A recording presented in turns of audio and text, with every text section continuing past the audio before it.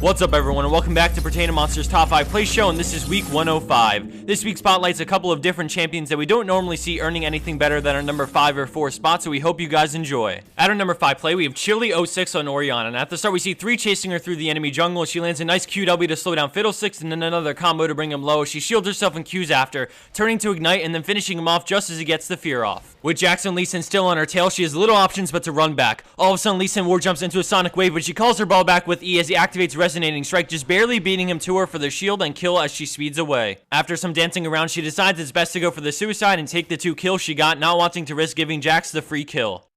Coming in at 4th place is WSD Shoink on Cho'Gath, and we can see that the enemy team has doubled their kills and his team is putting up a flimsy attempt to save their tower. Once the tower falls, the fight breaks out and blue team is getting crushed, so they back off. All of a sudden, Cho'Gath sees a great opportunity and turns with a feast on the Ahri, shutting down their AP carry. He then switches to Shaka with an Ignite and auto attack, and despite his deceive, he picks up the double kill. Now left in a 3v1, he turns and lands a triple Feral Scream to silence all 3, and then he uses Rupture to get the instant quadra kill, and thanks to the slow from Rupture on Ashe, he can easily chase her down for the pentakill and ace, despite being down by 18 kills.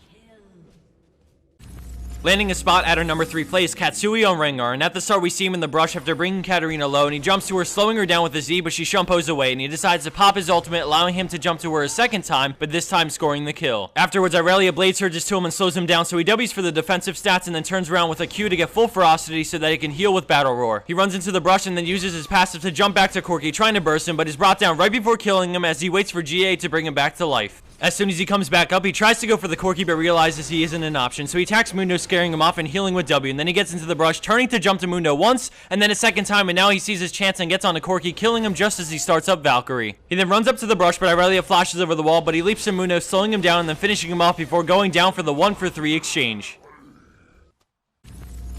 For second place spot for this week, we have Lick 3 Pwns on Syndra, and at the start we see both teams clash in mid lane as Ezreal ults him and Syndra uses Dark Sphere a few times as they move as a unit back towards their tower, and all of a sudden she turns and ults a Jace, finishing him off. She then moves back for a second and lines up a beautiful stun, hitting 3 as she kills Mordekaiser and then follows it up with a W for the double slow on the retreating team, which allows for the triple kill on Amumu. So in a crescendos and Shen taunts as the enemy Akali tries for one last desperate attempt, but they both end up falling to a single Force of Will for the pentakill. And for our number 1 pro play for this week, we have Troll Timer GG on Xin Zhao with a display of pure man mode. At the beginning, we see him approaching the lost team fight at mid lane as the friendly Garen dies and then Jarvan ults him all but falls shortly after. Troll Timer doesn't even flinch as he lunges in on Lee Sin and then knocks everyone away from him, getting the kill and then flash dodging the Blitzcrank hook. Amumu lands the bandage toss on him, but he turns it around for the double kill. Now that he's sandwiched and has no place to go, he quickly reacts and chooses to charge the Sivir over the wall to secure the triple kill. Even though he has such low health, he fights out the remaining 2 players, healing every 3rd attack with Battle Cry and with what little lifesteal he has to successfully pull off the 1v5 pentakill man mode style. And for the bonus clip of the week, we have Yards Timmy playing Singe for Purple Team. Just as a heads up to all, we will not be doing a video this Friday because both Brandon and I will be traveling to spend some time with our families for Thanksgiving, and we appreciate your understanding because we don't see them often. I truly hope everyone has a great Thanksgiving week if it's something you do, and if not, just have a great week in general. Thanks for watching, everyone, and I'll see you back here next Tuesday, a week from today, for episode 106 of our League of Legends Top 5 Plays.